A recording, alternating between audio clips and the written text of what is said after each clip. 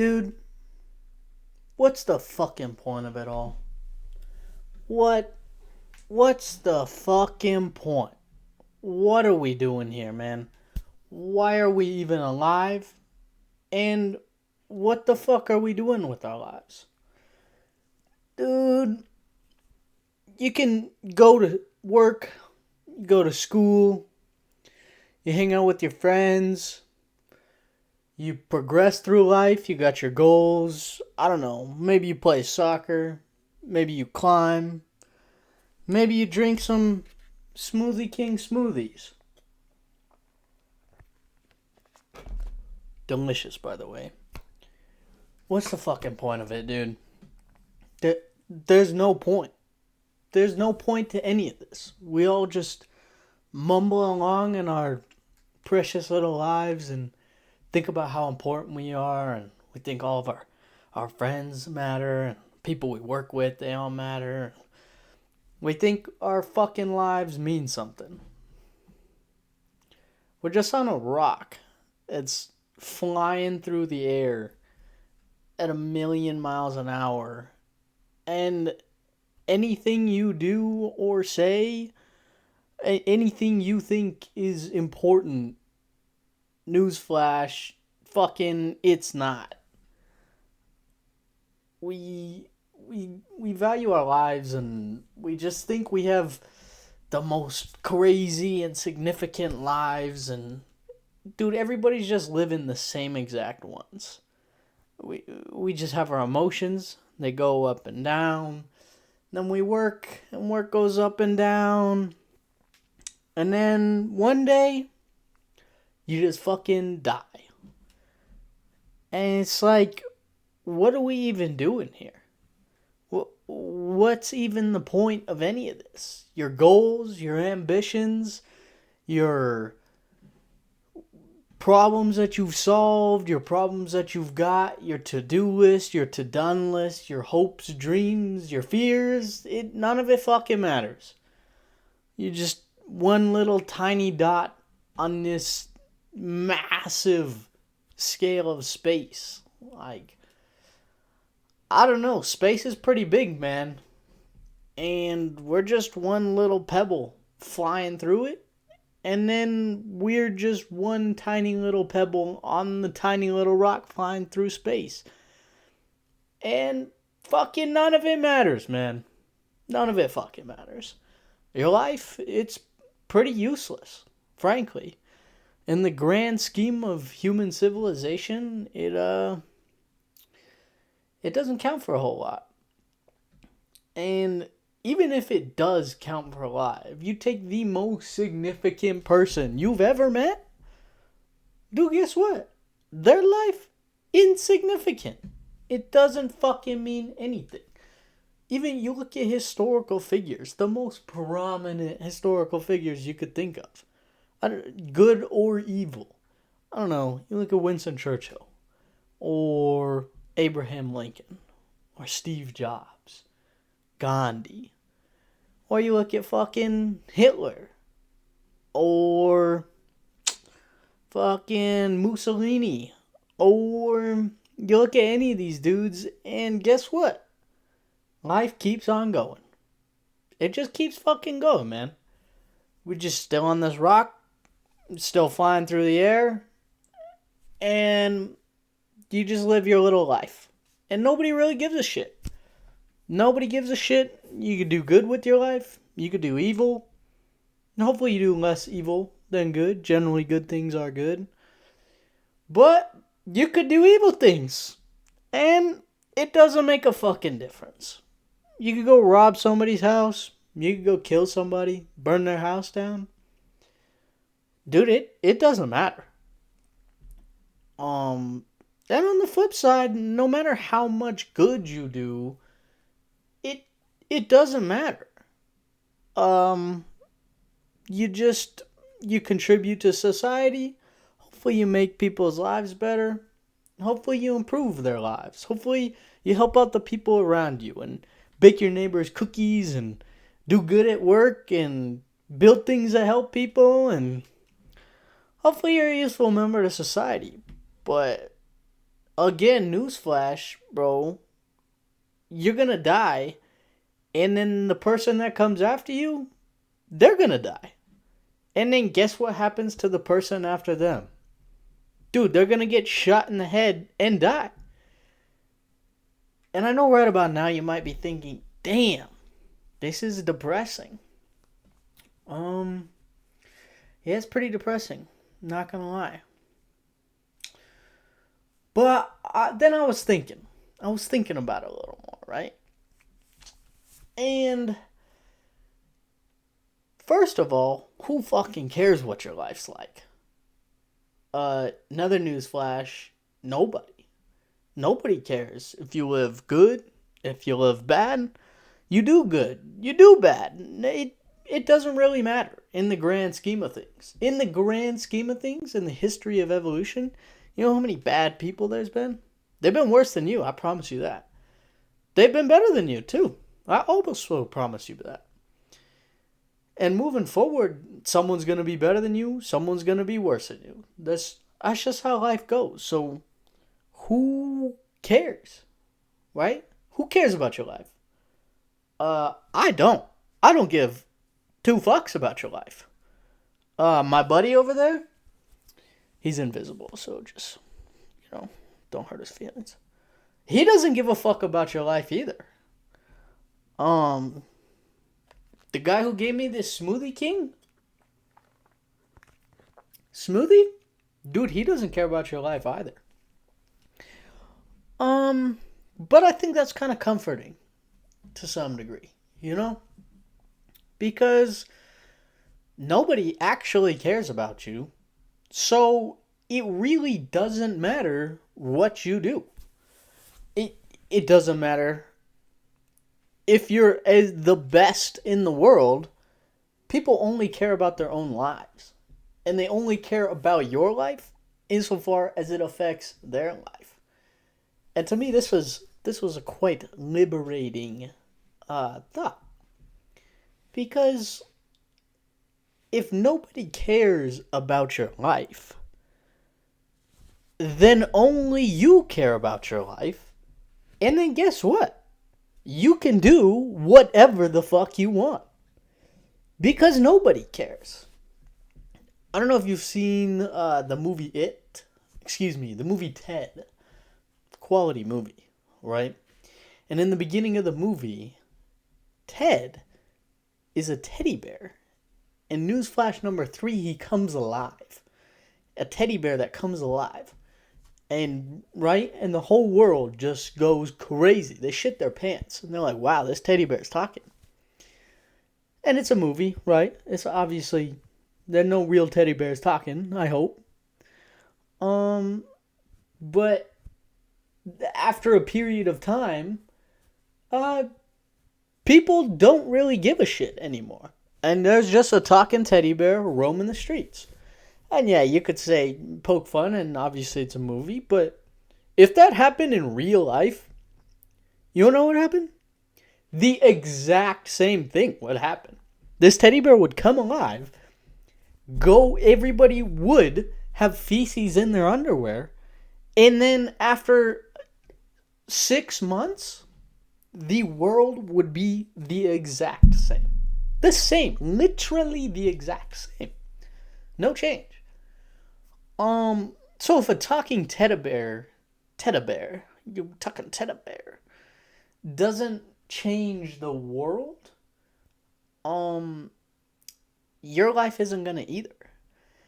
And even if you're the most prominent, say you invent the internet, I don't know, the internet, you're gonna affect a lot of people's lives. And then guess what? A year later, 10 years later, nobody gives a shit. So basically, in a weirdly optimistic way, I'm actually saying... apologies, my computer just tanked for no reason. But in a weird way, I'm actually quite optimistic about this. Because if nobody cares about your life, right? If we take that for granted that nobody cares about your life. Even your closest friends, they really care about your life because it affects their lives. If your life didn't affect their life, they wouldn't care about you either. And there's nothing wrong with that. The world is motivated by desire, and we only act as far as things affect us. That's how the world works. And once we move past that, once we accept this as fact, right, that's when we can start to move forward with life. Because if nobody cares, right, nobody cares about your contributions, your effort, your hard work, there's always going to be somebody driving the quote-unquote mission forward, regardless of your job, regardless of where you work. If you're a doctor, if you're a lawyer, you can do all these great things and great, but on a macro level, people are always going to be in pain. People are always going to be starving. They're always going to be homeless. There's always going to be this atrocity of things that are wrong with the world. And is that depressing? And should we... Yes, but should we not do anything about it? No. But simultaneously, if we know that that's always going to exist to some degree, fight me. I don't give a fuck. There's always going to be homeless people. If you accept that, it's liberating because now you're not stressed out about this problem that's not solvable. You can diminish it and you can help, and yes, we should do our part. But if you acknowledge it's always going to exist, it frees up your mental space to actually enjoy your own life. If your entire life is contributed just to benefiting other people, but you hate your life, is it worth it?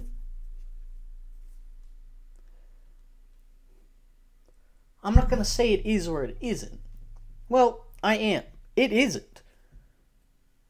If you hate your life, everything of what you're doing, so who cares? Why are you doing it? Go figure out something you enjoy doing. You can help people in the same capacity, if not more, if you enjoy what it is you're doing.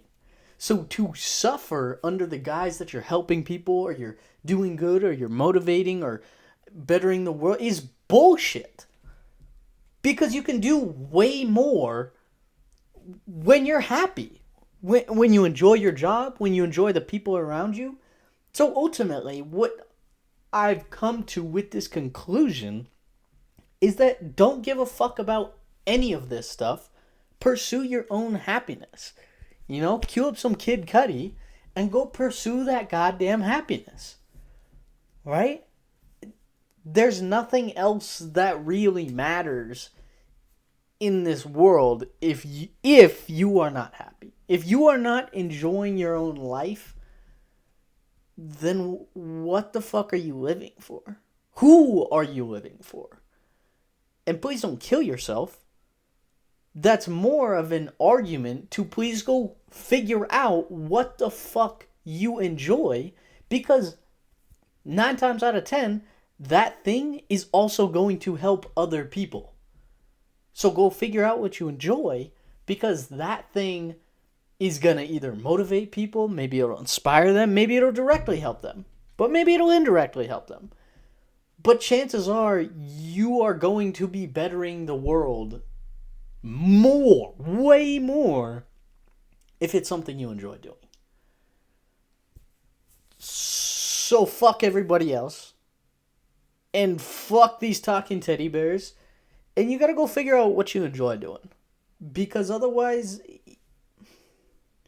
your work, your legacy, your contribution, they don't mean anything.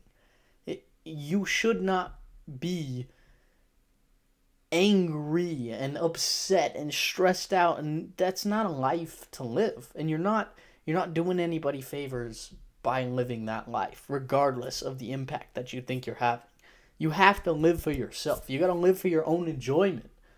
And dude, that's the thing I'm struggling with right now, is how the hell do I completely just opt out of a career field? Do I just completely move to a new place, start afresh. You're literally starting from zero. But if you don't do it now, it's only going to be harder later on in life. I don't care how old you are. If you are waiting for the perfect time to restart and to live this life that you enjoy, newsflash number, what are we at, 4? Nobody's gonna give you permission. There's nobody who's going to get up and say, thumbs up, you're free to live the life you want to live.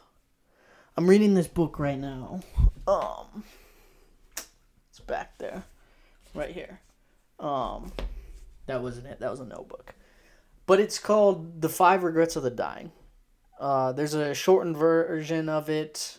There's a blog called The 5 Regrets of the Dying. It's about this Australian nurse, and she works with these people who are on their deathbed, and they need a caretaker. And she talks to them all, and she asks them, what did you regret about life? And most of the time, they just share this information. And almost all of these people say, I wish I had the courage to live a life I wanted to live. I wish I had the courage to express my emotions. I wish I told people how I felt. I wish I didn't care so much what other people thought. Because, dude, when you're dying, when you are dead, nobody gives a fuck about your thoughts and feelings. You're dead, bro. And when you're dying, people do care. People care a lot when you're dying. But why do we wait until we're dying to capitalize on our own happiness and our own joys of the world? That's the most retarded system ever. Because guess what happens after that? Bro, you're fucking dead. So there's not a whole lot of joy that's gonna be happening. I mean, maybe if you believe in the whole heaven and hell thing, not to discount. Great, but why the fuck wouldn't you try to figure it out now? That just doesn't make any sense. There's nobody who's gonna give you permission, and nobody who's gonna. There's no genie that's jumping out of a bottle and saying, "Bro, happy life right here, baby." So to expect that is bullshit, and to think one day it's just gonna stumble upon you, you're clowning. You're clowning, bro. So, all I'm saying is, you got to enjoy your life right now. There's a Harvard study that they did. It's over like 70 years or something like that. 100 years. Multiple generations, maybe more. And they pass it on to the next guy to lead the study. And they did a cross-sectional study of 722 people. And they basically evaluated this section of people, random section of people, and they got them all in a room. And they said, bro, we're going to stalk you for the rest of your life and periodically interview you and figure out what the fuck's going on.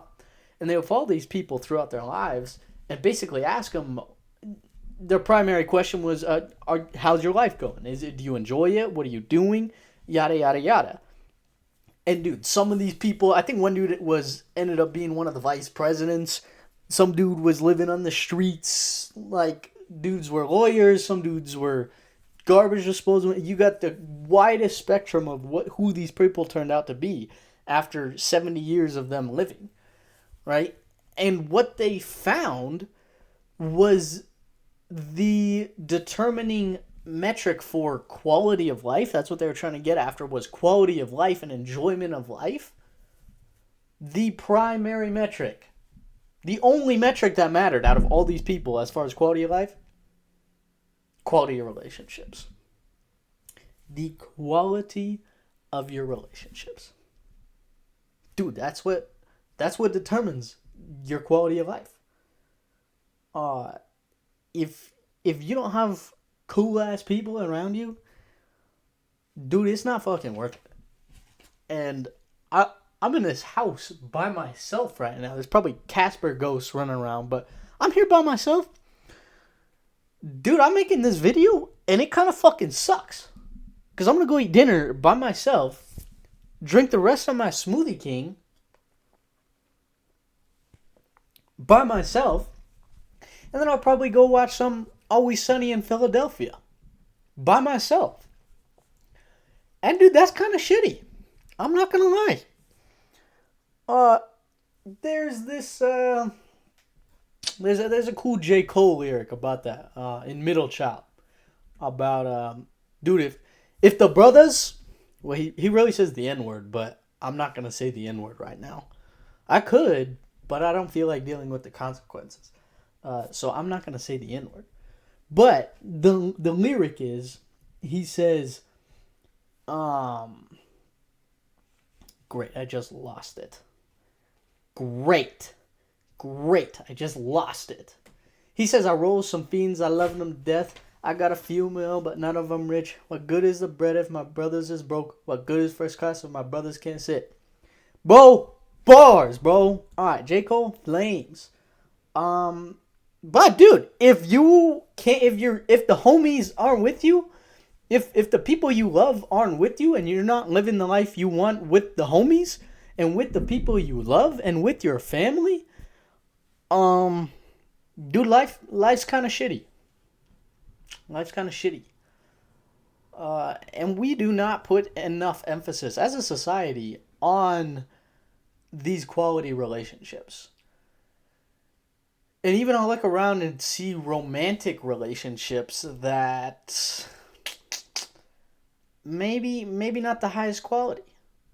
Maybe not the highest quality. And yet these people let themselves get pigeonholed because they ended up in a relationship that maybe they shouldn't have, or they just don't have other friends.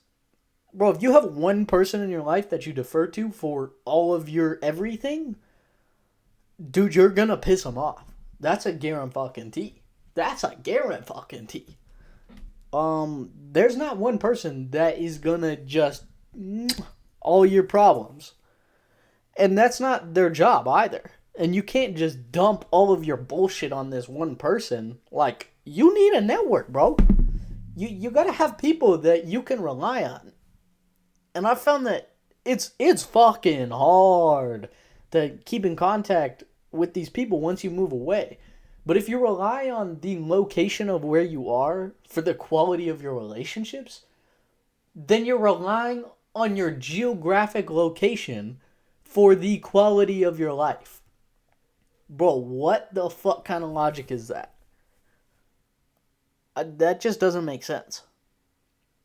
So, strong advocate for friends. I call my friends weekly, I would say. If not monthly. I would say I call a friend each week, every other week.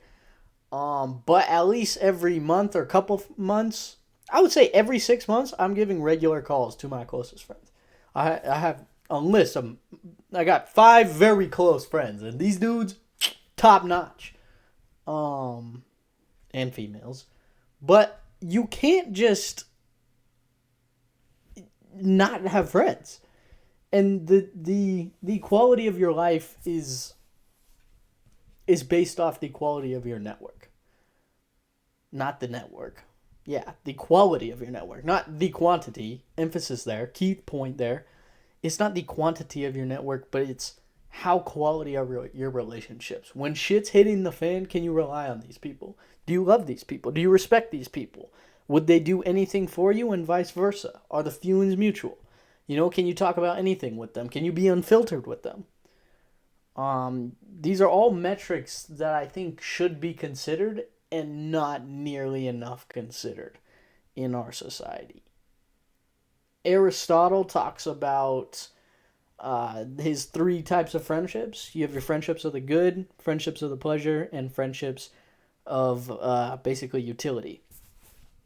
And yeah, I mean, you can do a deeper dive into that. I'm not going to really go into it, but basically a lot of our friendships are just positionally. We either work with these people, go to school with these people, maybe they're our neighbors, but they're not people that we would go to the edge of the world for.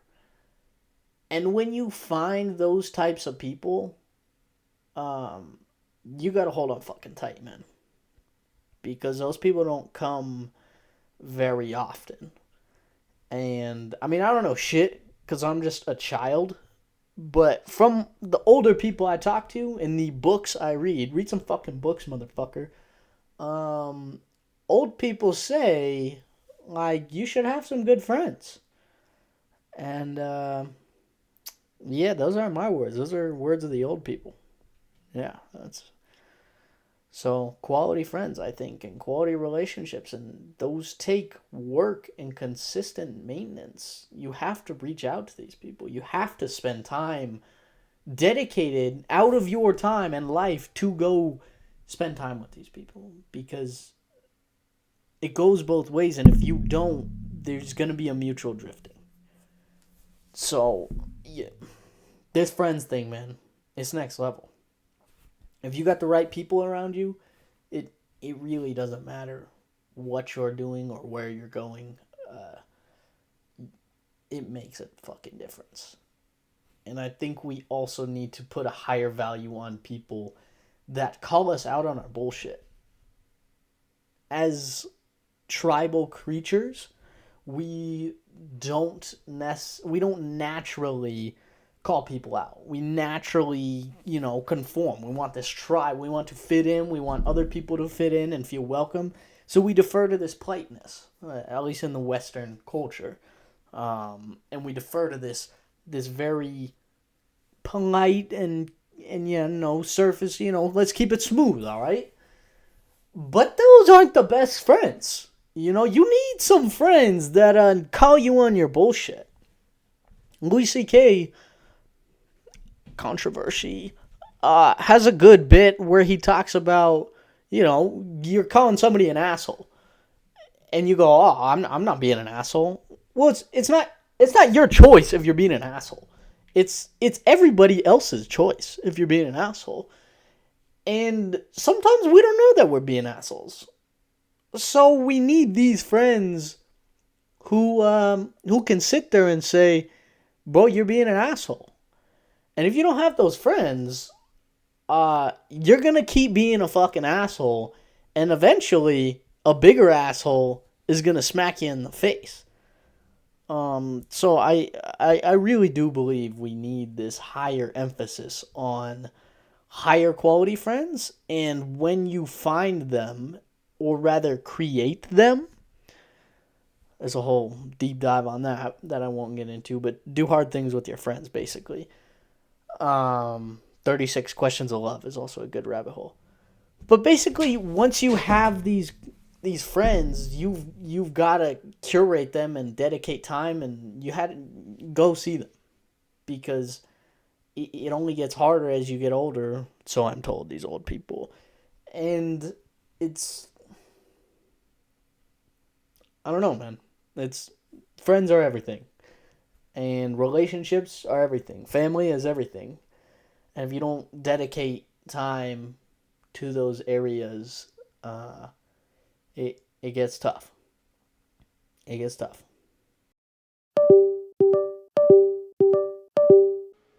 Dude, I'm gonna lose it. What is happening? Dude, my computer just shit itself again. What is going on? Can we chill out? But parting thoughts. There was this other TED Talk I checked out. I can't find it because I listened to it 3 years ago. But it was basically this TED Talk, and they bring up this idea of the Joy Journal. Right? That's what they call it, the Joy Journal. And over 30 days, they say, if you want to figure out what the hell you want in life, and a direction at least to go, if you're plateauing or you don't know where to go, they talk about this concept of the Joy Journal. So over 30 days, they basically say, at the end of each day, take 5 minutes and write it down, fool. So otherwise you're going to forget.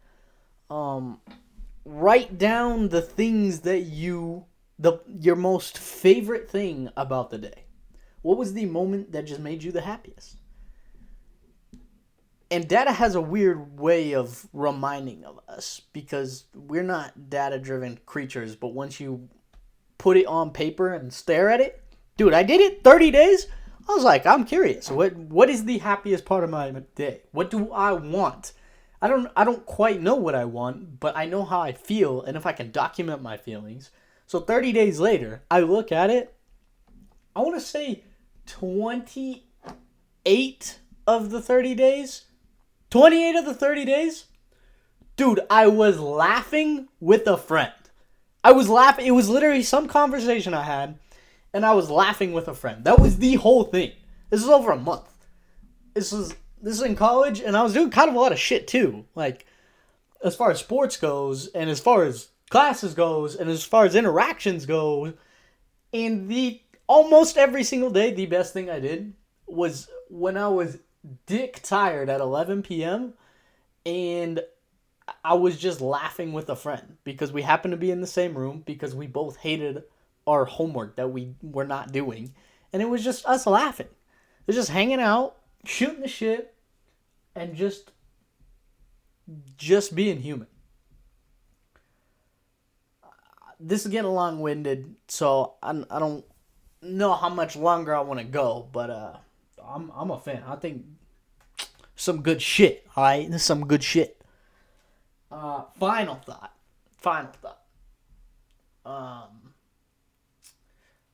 I traveled to in America. We are not too good at the communal thing. We're not as good as it as some other countries. And one of the biggest things I noticed was I went to Panama, and I lived with this Panamanian family. They're a bigger family, and the Spanish-speaking family, and they all would just every single dinner, everybody got together, and it was just this big ass group of people, and they would all eat dinner together. And then after dinner, on work nights, they would all go to the living room, get a glass of their favorite beverage, either wine or beer or whatever the fuck they wanted to drink, and they would just hang out in the living room. I was like, is this normal? Like, what y'all doing? Aren't we going to sleep? The whole family, to include abuelo y abuela, the grandma and grandpa, or they go tia and tia. So aunt and uncle do probably, I don't know, 70 maybe, 70 something. And then all the way through, there's some 40, 30-year-olds. And then there was us, who were like 20. And then they had their kids there too. Their little, 6-year-old daughter was there. Just hanging out. Everybody just hanging out. Just chilling. And just talking, dude. I was like, don't y'all hate life tomorrow? Like, y'all gotta get up in... It was probably 1 a.m. at this point. Like, don't y'all gotta get up in 5 hours for work? Oh, yeah, it's like 4... es 4 horas después. Sí, pero es buenísimo aquí. And they're basically just... Everybody was so happy to just hang out with each other.